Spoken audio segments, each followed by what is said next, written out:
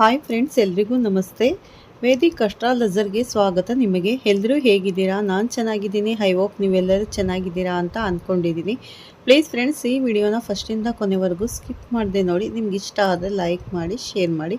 ಹಾಗೆ ಈ ವಿಡಿಯೋ ಇಷ್ಟ ಆದರೆ ಓಂ ಶ್ರೀ ಗುರು ರಾಘವೇಂದ್ರಾಯ ನಮಃ ಅಂತ ಒಂದು ಕಮೆಂಟ್ ಮಾಡಿ. ಮತ್ತು ಹೊಸದಾಗಿ ನೋಡ್ತಾ ಇರೋರು ಫಸ್ಟು ನಮ್ಮ ಚಾನಲ್ಗೆ ಅಂದರೆ ವೇದಿಕ್ ಅಸ್ಟ್ರಾಲಜರ್ಗೆ ಸಬ್ಸ್ಕ್ರೈಬ್ ಮಾಡ್ಕೊಳ್ಳಿ. ಪಕ್ಕದಲ್ಲಿರೋ ಬೆಲ್ ಐಕನ್ ಕ್ಲಿಕ್ ಮಾಡಿ. ನಾವು ಹಾಕೋ ಪ್ರತಿಯೊಂದು ವಿಡಿಯೋ ನೋಟಿಫಿಕೇಷನ್ಗೆ ಬರುತ್ತೆ, ತಕ್ಷಣ ನೋಡ್ಬೋದು ಸ್ನೇಹಿತರೆ. ಮಕರ ರಾಶಿಯ ಸ್ನೇಹಿತರಿಗೆ ನಮಸ್ಕಾರ. ಮಕರ ರಾಶಿಯವರಿಗೆ ಏಪ್ರಿಲ್ 22, 23, 24, 25ರಂದು ಏನಾಗಲಿದೆ ಎಂಬುದನ್ನು ಇಂದು ನಾವು ಮಕರ ರಾಶಿಯವರ ಬಗ್ಗೆ ತಿಳಿದುಕೊಳ್ಳೋಣ ಸ್ನೇಹಿತರೆ. ಮಕರ ರಾಶಿಯವರಿಗೆ ಈ ಏಪ್ರಿಲ್ ತಿಂಗಳ 22, 23, 24, 25ರಂದು ನಿಮ್ಮ ಜೀವನದಲ್ಲಿ ಒಂದು ಭೀಕರವಾದ ಪಿತೂರಿ ನಡೆಯುತ್ತಿದೆ. ನಿಮ್ಮ ವಿನಾಶಕ್ಕೆ ಯಾರೋ ತೆಂಗಿನಕಾಯಿ ಒಡೆಯಲಿದ್ದಾರೆ. ನೀವು ಕೇಳಿದ್ದು ನಿಜ. ನಿಮ್ಮ ಮೇಲಿನ ದ್ವೇಷದಿಂದ ಕಣ್ಣು ಮುಚ್ಚಿಕೊಂಡಿರುವ ಇಬ್ಬರು ವ್ಯಕ್ತಿಗಳು, ಒಬ್ಬ ಮಹಿಳೆ ಮತ್ತು ಒಬ್ಬ ಪುರುಷ ಸೇರಿ ನಿಮ್ಮನ್ನು ಮತ್ತು ನಿಮ್ಮ ಕುಟುಂಬವನ್ನು ಮಣ್ಣುಪಾಲು ಮಾಡಲು ನೋಡುತ್ತಿದ್ದಾರೆ. ಆದರೆ ನಿಮಗೆ ಒಂದು ಗಂಡಾಂತರವೂ ಇದೆ. ನೀವು ಈಗ ಎಚ್ಚರದಿಂದ ಇರದಿದ್ದರೆ ನಿಮ್ಮ ಜೀವನದಲ್ಲಿ ಅನಿರೀಕ್ಷಿತ ಅನಾಹುತ ಸಂಭವಿಸಬಹುದು. ಆ ಇಬ್ಬರು ವ್ಯಕ್ತಿಗಳು ಯಾರು? ನಿಮ್ಮೊಂದಿಗಿದ್ದು ನಿಮಗೆ ಬೆನ್ನಿಗೆ ಚೂರಿ ಹಾಕುತ್ತಿರುವ ಈ ಇಬ್ಬರು ಯಾರು ಎಂಬುದನ್ನು ಇಂದು ಈ ವಿಡಿಯೋದಲ್ಲಿ ಸಂಪೂರ್ಣ ವಿವರಗಳೊಂದಿಗೆ ಬಹಿರಂಗಪಡಿಸಲಿದ್ದೇನೆ ಸ್ನೇಹಿತರೆ. ಹಾಗೆಯೇ ಈ ವಿಡಿಯೋ ನೋಡುವ ಮೊದಲು ನನ್ನ ಚಾನಲ್ಗೆ ಇನ್ನೂ ಸಬ್ಸ್ಕ್ರೈಬ್ ಆಗಿಲ್ಲ ಅಂದರೆ ಈ ಕೂಡಲೇ ಸಬ್ಸ್ಕ್ರೈಬ್ ಮಾಡಿ. ಓಂ ನಮಃ ಶಿವಾಯ ಅಥವಾ ಕಮೆಂಟ್ ಮಾಡಿ ಸ್ನೇಹಿತರೆ. ಅದರಿಂದ ಆ ಪರಶಿವನ ಕೃಪೆಗೆ ನೀವು ಯಾವಾಗಲೂ ಕೃಪೆ ನಿಮ್ಮ ಮೇಲೆ ಇರುತ್ತದೆ. ವಿಡಿಯೋಗೆ ಒಂದು ಸಣ್ಣ ಲೈಕ್ ನೀಡುವುದರಿಂದ ಈ ರಾಶಿಯವರಿಗೆ ಈ ವಿಡಿಯೋ ಇನ್ನಷ್ಟು ಜನರಿಗೆ ತಲುಪುತ್ತದೆ. ಅಷ್ಟೇ ಅಲ್ಲದೆ ನಮಗೂ ಕೂಡ ಸ್ವಲ್ಪ ಪ್ರೇರಣೆ ಸಿಗುತ್ತದೆ. ಆದರೆ ಮಕರ ರಾಶಿಯವರು ನಿಮ್ಮ ಜಾತಕವನ್ನು ಪರಿಶೀಲಿಸಿದಾಗ ಆಘಾತಕಾರಿ ವಿಷಯಗಳು ಹೊರಬಿದ್ದಿವೆ. ನಿಮ್ಮ ಶತ್ರುಗಳು ಹಾವಿಗಿಂತಲೂ ಅಪಾಯಕಾರಿಯಾಗಿ ಬದಲಾಗಿ ನಿಮ್ಮ ಬೆನ್ನ ಹಿಂದೆಯೇ ಇದ್ದು ನಿಮ್ಮನ್ನು ಕೆಡಿಸಲು ತಾಂತ್ರಿಕ ಪ್ರಯೋಗಗಳನ್ನು ಮಾಡುತ್ತಿದ್ದಾರೆ. ನಿಮ್ಮ ಫೋಟೋಗಳನ್ನು ಹಿಡಿದುಕೊಂಡು ಸ್ಮಶಾನದಲ್ಲಿ ಪೂಜೆ ಮಾಡಿಸುವುದು, ನಿಮ್ಮ ಮನೆಯ ಬಾಗಿಲ ಬಳಿ ಕ್ಷುದ್ರ ಪೂಜೆಗಳನ್ನು ಮಾಡಿಸುವುದು ಮುಂತಾದವುಗಳನ್ನು ಅವರು ಮಾಡುತ್ತಿದ್ದಾರೆ. ಆದರೆ ವಿಚಿತ್ರವೇನೆಂದರೆ ಇವರು ಹೊರಗಡೆ ಅಂದರೆ ಒಳಗೆ ಮಾತ್ರ ನಿಮಗಿಂತ ದೊಡ್ಡ ಹಿತೈಷಿಗಳು, ಅಂದರೆ ಅವರಿಗಿಂತ ದೊಡ್ಡ ಹಿತೈಷಿಗಳು ಇಲ್ಲ ಎಂಬಂತೆ ನಟಿಸುತ್ತಾರೆ. ಅಂದರೆ ನಿಮಗೆ ತುಂಬ ಬೇಕಾದವರಂತೆ ನಿಮ್ಮ ಕ್ಷೇಮವೇ ನನ್ನ ಆಸೆ ಎಂದು ಸಿಹಿ ಮಾತುಗಳನ್ನು ಹೇಳುತ್ತಾರೆ. ನೀವು ಕೂಡ ಅವರನ್ನು ಕುರುಡಾಗಿ ನಂಬಿ ಏನಾದರೂ ಸಮಸ್ಯೆ ಬಂದರೆ ಅವರ ಬಳಿ ಸಲಹೆಗಳಿಗಾಗಿ ಹೋಗುತ್ತೀರಿ. ಆದರೆ ಈ ಮಕರ ರಾಶಿಯವರೇ, ಅಲ್ಲಿ ನಿಮ್ಮ ಒಂದು ದೊಡ್ಡ ತಪ್ಪು ಮಾಡುತ್ತಿದ್ದೀರಿ. ಅವರು ನಿಮಗೆ ನೀಡುವ ಪ್ರತಿಯೊಂದು ಸಲಹೆಯು ನಿಮ್ಮನ್ನು ಹಿಂದಕ್ಕೆ ಎಳೆಯುತ್ತದೆ ಎಂಬುದು ನಿಜ. ಅಂದರೆ ಈ ಸತ್ಯ ತುಂಬ ಕಹಿಯಾಗಿರುತ್ತದೆ. ಆದರೆ ನೀವು ತಿಳಿದುಕೊಳ್ಳಬೇಕು, ಈ ವ್ಯಕ್ತಿಗಳು ನಿಮ್ಮ ಜೀವನದಲ್ಲಿ ಇರುವವರೆಗೂ ನಿಮ್ಮ ಜೀವನವು ನರಕಕ್ಕಿಂತ ಕೆಟ್ಟದಾಗಿರುತ್ತದೆ. ಈಗ ನೀವು ಅನುಭವಿಸುತ್ತಿರುವ ನೋವುಗಳು ಕೇವಲ ಆರಂಭ ಮಾತ್ರ. ನಿಮ್ಮ ಪಾಲಿಗೆ ರಾಹುಕೇತುಗಳಿಗಿಂತ ಅಪಾಯಕಾರಿ, ಸಿನಿಮಾಗಿಂತಲೂ ಕೆಟ್ಟದಾಗಿ ನಿಮ್ಮ ಜೀವನವನ್ನು ನಾಶ ಮಾಡುತ್ತಿದ್ದಾರೆ. ಆದರೆ ಇಂದು ಈ ವಿಡಿಯೋ ಮೂಲಕ ಈ ಇಬ್ಬರ ಹೆಸರುಗಳು ಹೊರಬೀಳುತ್ತಿದೆ. ನೀವು ಮಾಡಬೇಕಾಗಿರುವುದು ಅವರೊಂದಿಗಿನ ಸಂಬಂಧವನ್ನು ಕಳೆದುಕೊಂಡು ದೂರವಿರುವುದು.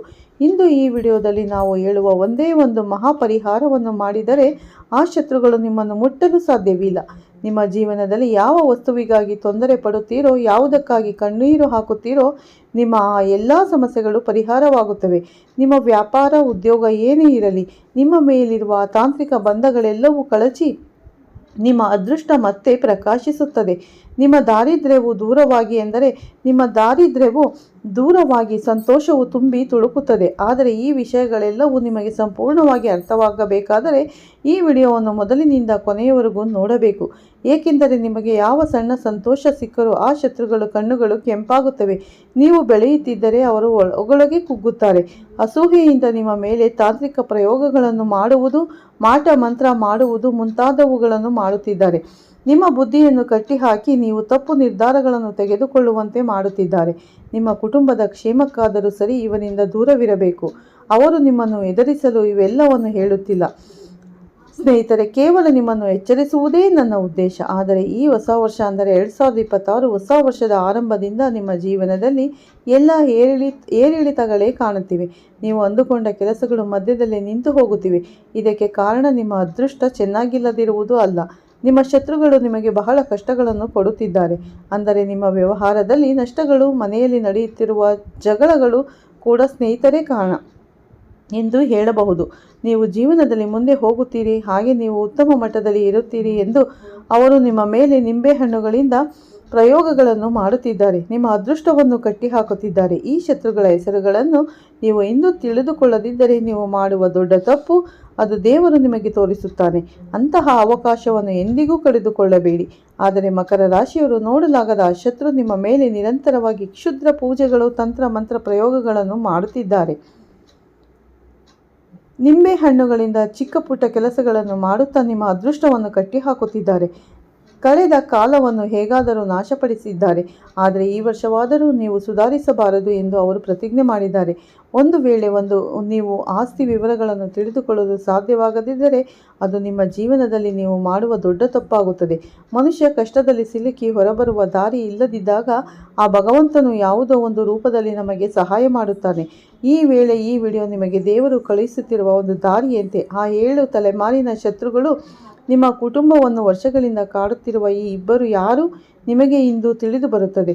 ಅವರು ನಿಮ್ಮ ಮನೆಯ ಕುಲದೇವನನ್ನು ಕೂಡ ತಂತ್ರ ಮಂತ್ರಗಳಿಂದ ಬಂಧಿಸಿದ್ದಾರೆ. ಅದಕ್ಕಾಗಿಯೇ ನೀವು ಎಷ್ಟು ಪೂಜೆ ಮಾಡಿದರೂ ಎಷ್ಟೇ ಕಷ್ಟಪಟ್ಟರೂ ಫಲ ಸಿಗುತ್ತಿಲ್ಲ. ಈ ವಿಡಿಯೋ ನೋಡಿ ನಾನು ಹೇಳುವ ಪರಿಹಾರವನ್ನು ನೀವು ಮಾಡಿದರೆ ಈ ವರ್ಷ ನೀವು ಯಾರಿಗೂ ಹೆದರಬೇಕಾಗಿಲ್ಲ. ಆದರೆ ಈ 2026 ವರ್ಷ ನಿಮಗೆ ನಿಜಕ್ಕೂ ಅದ್ಭುತವಾದದ್ದು ಎಂದು ಹೇಳಬಹುದು. ರಾಹು, ಶನಿ, ಕೇತು ಎಲ್ಲರೂ ನಿಮಗೆ ಒಳ್ಳೆಯದನ್ನು ಮಾಡಲು ನೋಡುತ್ತಿದ್ದಾರೆ. ಆದರೆ ಆ ಶತ್ರುವಿನಿಂದಾಗಿ ನೀವು ವರ್ಷದ ಆರಂಭದಲ್ಲಿ ತೊಂದರೆ ಅನುಭವಿಸಿದ್ದೀರಿ. ಈ ಏಪ್ರಿಲ್ ತಿಂಗಳ ಕೊನೆಯ ದಿನಗಳಲ್ಲಿ ನಿಮ್ಮ ಜೀವನದಲ್ಲಿ ದೊಡ್ಡ ಬದಲಾವಣೆಗಳು ಬರಲಿದೆ.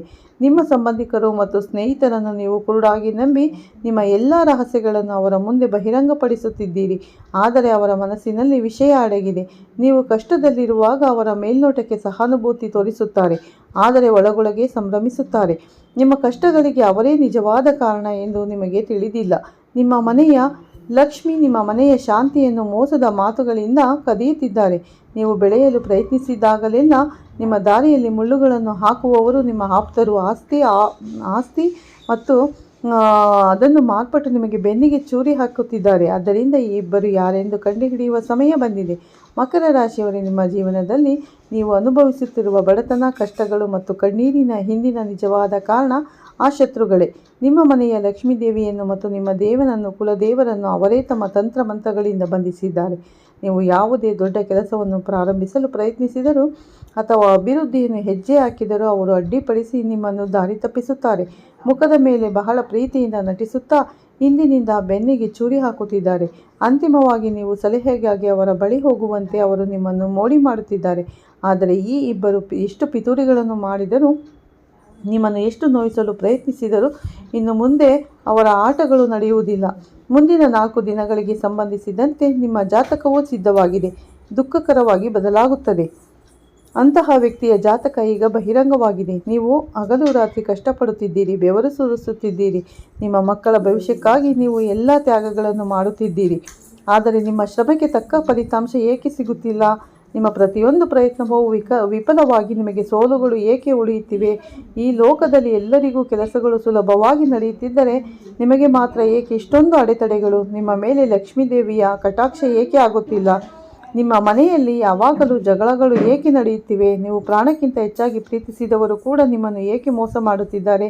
ಅಂತಿಮವಾಗಿ ಸಂತಾನಕ್ಕಾಗಿ ಕಾಯುತ್ತಿರುವವರಿಗೂ ಏಕೆ ನಿರಾಶೆ ಎದುರಾಗುತ್ತಿದೆ? ಇವೆಲ್ಲದಕ್ಕೂ ಕಾರಣ ನಿಮ್ಮ ಪಕ್ಕದಲ್ಲೇ ಇದ್ದು ನಿಮ್ಮ ಮೇಲೆ ನಿರಂತರವಾಗಿ ಕಣ್ಣಿಡುವ ಆ ಶತ್ರುವೆ. ನಿಮ್ಮ ಜೀವನದಲ್ಲಿ ಸಣ್ಣ ಸಂತೋಷ ಬಂದರೂ ಸಾಕು, ಆ ವ್ಯಕ್ತಿಯ ಕಣ್ಣು ನಿಮ್ಮ ಮೇಲೆ ಬೀಳುತ್ತದೆ. ನರದೃಷ್ಟಿಯ ಪ್ರಭಾವದಿಂದ ನಿಮ್ಮ ಸಂತೋಷ ಕ್ಷಣದಲ್ಲಿ ಆವಿಯಾಗಿ ಹೋಗುತ್ತದೆ. ಲಕ್ಷ್ಮೀದೇವಿ ನಿಮ್ಮ ಮನೆಯ ಹೊಸ್ತಿಲವರೆಗೆ ಬರುತ್ತಾಳೆ, ಆದರೆ ಆ ಶತ್ರುಗಳ ದೃಷ್ಟಿಯಿಂದ ಒಳಗೆ ಬಾರದೆ ಹಿಂತಿರುಗಿ ಹೋಗುತ್ತಾಳೆ. ನಿಮ್ಮ ಮನೆಯಲ್ಲೇ ಕುಳಿತು ನಿಮ್ಮ ಅನ್ನ ತಿನ್ನುತ್ತಲೇ ನಿಮ್ಮ ನಾಶವನ್ನು ಬಯಸುವ ಆ ನೀಚ ವ್ಯಕ್ತಿ ಯಾರೆಂದು ಈಗ ನಿಮಗೆ ಸ್ಪಷ್ಟವಾಗಿ ತಿಳಿದು ಬರುತ್ತಿದೆ. ಆದರೆ ಈ ಮಕರ ರಾಶಿಯವರಿಗೆ ಲಕ್ಷ್ಮೀದೇವಿ ನಿಮ್ಮ ಮನೆಯ ಹೊಸ್ತಿಲವರೆಗೂ ಬರುತ್ತಾಳೆ, ಆದರೆ ಶತ್ರುವಿನ ಕಣ್ಣು ದೃಷ್ಟಿಯಿಂದ ಒಳಗೆ ಬಾರದೆ ಹಿಂತಿರುಗಿ ಹೋಗುತ್ತಾಳೆ. ಅದಕ್ಕಾಗಿ ನಿಮ್ಮ ಮನೆಯಲ್ಲಿ ಲಕ್ಷ್ಮೀದೇವಿ ನಿಲ್ಲುವುದಿಲ್ಲ. ಇಂದು ಆ ಶತ್ರು ಯಾರೆಂದು ನಿಮಗೆ ಸ್ಪಷ್ಟವಾಗಿ ತಿಳಿದು ಬರುತ್ತದೆ. ಒಂದು ಗಾದೆ ಇದೆಯಲ್ಲ, ತೊಡೆಯ ಮೇಲೆ ಮಗುವನ್ನು ಇಟ್ಟುಕೊಂಡು ಊರೆಲ್ಲ ಹುಡುಕಿದಂತೆ. ನಿಮ್ಮ ಪರಿಸ್ಥಿತಿಯು ಹಾಗೆಯೇ ಇದೆ. ನೀವು ಎಲ್ಲೆಲ್ಲೋ ನಿಮ್ಮ ಶತ್ರುಗಳಿಗಾಗಿ ಹುಡುಕಿದ್ದೀರಿ.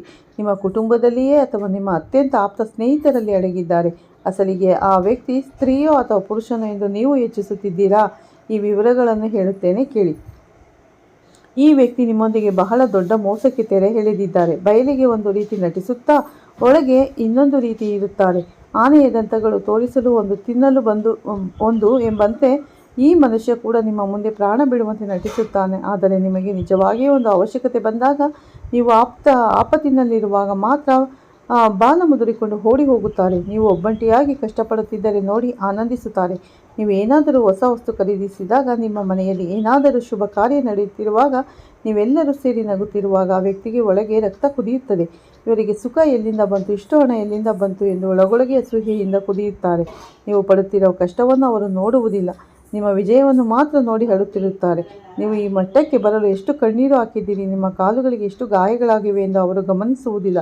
ಅಸೂಯೆಯಿಂದಲೇ ಅವರ ಮೇಲೆ ತಾಂತ್ರಿಕ ನಿಮ್ಮ ಮುಂದಿನ ಹೆಜ್ಜೆ ಏನು ಎಂದು ಯಾರಿಗೂ ಹೇಳಬೇಡಿ. ನಿಮ್ಮ ಮನೆಯ ರಹಸ್ಯಗಳನ್ನು ಮತ್ತು ನಿಮ್ಮ ಸಂತೋಷವನ್ನು ನಿಮ್ಮಲ್ಲೇ ಇಟ್ಟುಕೊಳ್ಳಿ, ಯಾರೊಂದಿಗೂ ಹಂಚಿಕೊಳ್ಳಬೇಡಿ. ತಂತ್ರ ಮಂತ್ರಗಳು, ಶತ್ರುಗಳ ಪಿತೂರಿಗಳಿಂದ ನಿಮ್ಮನ್ನು ರಕ್ಷಿಸುವ ಏಕೈಕ ಶಕ್ತಿ ಆ ಹನುಮಂತ, ಹಾಗೆ ಆ ಶಿವಯ್ಯ ಮಾತ್ರ ಎಂದು ನೆನಪಿಡಿ. ಯಾವುದೇ ರೀತಿಯ ಕೆಟ್ಟ ದೃಷ್ಟಿ ಅಥವಾ ಮಾಟಮಂತ್ರ ಮಾಡಿದರೂ ಆ ಸ್ವಾಮಿಗೆ ಶರಣು ಹೋದರೆ ಸಾಕು.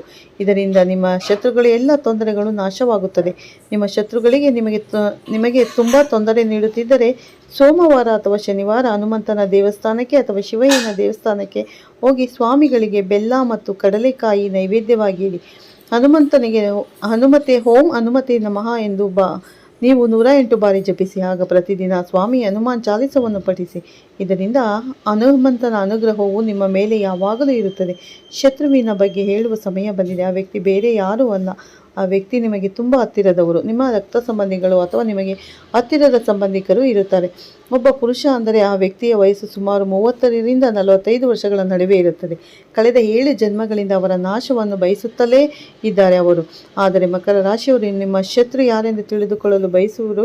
ನಿಮ್ಮ ಜಾತಕದ ಪ್ರಕಾರ ಆ ವ್ಯಕ್ತಿ ನಿಮಗೆ ತುಂಬ ಹತ್ತಿರದ ಸಂಬಂಧಿ ಎಂದು ತಿಳಿದು ಬಂದಿದೆ. ಮತ್ತೊಬ್ಬ ಪುರುಷ, ಅವರ ವಯಸ್ಸು ಸುಮಾರು 30ರಿಂದ 45 ವರ್ಷಗಳ ನಡುವೆ ಇರುತ್ತದೆ. ಆ ವ್ಯಕ್ತಿಯ ಹೆಸರಿನ ವಿಷಯಕ್ಕೆ ಬಂದರೆ ಅದು ಎನ್ ಅಕ್ಷರದಿಂದ ಪ್ರಾರಂಭವಾಗುತ್ತದೆ. ನಿಮ್ಮ ಸಂಬಂಧಿಕರ ಪಟ್ಟಿಯಲ್ಲಿ ಒಮ್ಮೆ ಹುಡುಕಿ ಎನ್ ಅಕ್ಷರದ ಹೆಸರಿನ ವ್ಯಕ್ತಿ ನಿಮ್ಮೊಂದಿಗೆ ಹೇಗೆ ವರ್ತಿಸುತ್ತಾನೆ ಎಂಬುದನ್ನು ಗಮನಿಸಿ. ಕೇವಲ ಈ ಒಬ್ಬ ವ್ಯಕ್ತಿ ಮಾತ್ರವಲ್ಲ, ನಿಮ್ಮ ಬೆಳವಣಿಗೆಯನ್ನು ನೋಡಿ ಸಹಿಸಲಾಗದೆ ನಿಮ್ಮ ಹಿಂದೆ ಕುತಂತ್ರ ಮಾಡುವವರು ಇನ್ನೂ ಅನೇಕರಿದ್ದಾರೆ. ಆದರೆ ನೀವು ಏನು ಮಾಡಬೇಕು ಗೊತ್ತಾ? ಆ ವ್ಯಕ್ತಿಯನ್ನು ನೀವು ಗುರುತಿಸಿದ ನಂತರ ಅವನೊಂದಿಗೆ ಜಗಳವಾಡಬೇಡಿ ಅಥವಾ ದೂರವಿರಬೇಡಿ. ಕೇವಲ ನಿಮ್ಮ ರಹಸ್ಯಗಳನ್ನು ಮತ್ತು ನಿಮ್ಮ ಯೋಜನೆಗಳನ್ನು ಅವರಿಗೆ ಹೇಳುವುದನ್ನು ನಿಲ್ಲಿಸಿ. ಅವರ ಬಗ್ಗೆ ನೀವು ಯೋಚಿಸುತ್ತಿದ್ದೀರಿ ಎಂಬುದನ್ನು ತಿಳಿದುಕೊಳ್ಳಿ. ಅವರೊಂದಿಗೆ ನೀವು ಜಾಗರೂಕರಾಗಿದ್ದರೆ ಸಾಕು. ಈ ಒಂದು ಮಾತನ್ನು ತಪ್ಪದೆ ನೆನಪಿಟ್ಟುಕೊಳ್ಳಿ. ನಿಮ್ಮನ್ನು ಯಾವಾಗಲೂ ಹೊಗಳುವವನು ನಿಮ್ಮ ಹಿತೈಷಿ ಆಗದಿರಬಹುದು. ನಿಮ್ಮಲ್ಲಿರುವ ಲೋಪಗಳನ್ನು ಹೇಳಿ ನಿಮ್ಮನ್ನು ಸರಿಪಡಿಸುವವನೇ ನಿಜವಾದ ಸ್ನೇಹಿತ. ಆದರೆ ಈಗ ನಾವು ಹೇಳಿದಂತೆ ನಿಮ್ಮನ್ನು ಟೀಕಿಸುವವರನ್ನು ಯಾವಾಗಲೂ ನಿಮ್ಮ ಹತ್ತಿರವೇ ಇಟ್ಟುಕೊಳ್ಳಬೇಕು. ಆಗ ಮಾತ್ರ ನೀವು ಜಾಗರೂಕರಾಗಿರುತ್ತೀರಿ. ಮುಖ್ಯವಾಗಿ ಮಹಿಳೆಯರಿಗೆ ಒಂದು ವಿನಂತಿ: ಯಾರಾದರೂ ಹೊರಗಿನ ವ್ಯಕ್ತಿಗಳು ನಿಮ್ಮನ್ನು ಅತಿಯಾಗಿ ಹೊಗಳುತ್ತಿದ್ದರೆ ಹಿಗ್ಗಬೇಡಿ. ಆ ಹೊಗಳಿಕೆಗಳಿಗೆ ಹಿಂದೆ ಯಾವುದೋ ಒಂದು ಸ್ವಾರ್ಥ, ಕುತಂತ್ರ ಅಥವಾ ಅಸೂಯೆ ಅಡಗಿರಬಹುದು. ನೀವು ಮಾಡುವ ಒಂದು ಸಣ್ಣ ತಪ್ಪು ನಿಮ್ಮ ಜೀವನವನ್ನು ತಲೆಕೆಳಗೆ ಮಾಡಬಹುದು. ಆದ್ದರಿಂದ ಅಪರಿಚಿತರ ವಿಷಯದಲ್ಲಿ ಅತಿಯಾದ ಪ್ರೀತಿಯನ್ನು ತೋರಿಸುವುದು ಬೇಡ. ಹೆಚ್ಚು ಅಂದರೆ ತುಂಬ ಸಂದೇಹಗಳಿಗೆ ಕಾರಣವಾಗುತ್ತದೆ ಅವರ ಪ್ರೀತಿ. ಹಾಗಾಗಿ ನೀವು ಅವರಿಂದ ಸ್ವಲ್ಪ ದೂರವಿರಿ ಅಂತ ಹೇಳ್ತಾ ಈ ವಿಡಿಯೋನ ಇಲ್ಲೇ ಮುಗಿಸ್ತಾ ಇದ್ದೀನಿ. ಮತ್ತೆ ಸಿಗ್ತೀನಿ ನಿಮಗೆ ಉತ್ತಮ ರಾಶಿ ಭವಿಷ್ಯದೊಂದಿಗೆ ಸ್ನೇಹಿತರೆ. ಈ ವಿಡಿಯೋ ಇಷ್ಟ ಆದರೆ ಲೈಕ್ ಮಾಡಿ, ಶೇರ್ ಮಾಡಿ. ಮತ್ತೆ ಸಿಗ್ತೀನಿ ಉತ್ತಮ ರಾಶಿ ಭವಿಷ್ಯದೊಂದಿಗೆ. ಅಲ್ಲಿವರೆಗೂ ತಮ್ಮೆಲ್ಲರಿಗೂ ಧನ್ಯವಾದಗಳು. ಎಲ್ಲರಿಗೂ ಒಳ್ಳೆಯದಾಗಲಿ ಸ್ನೇಹಿತರೆ.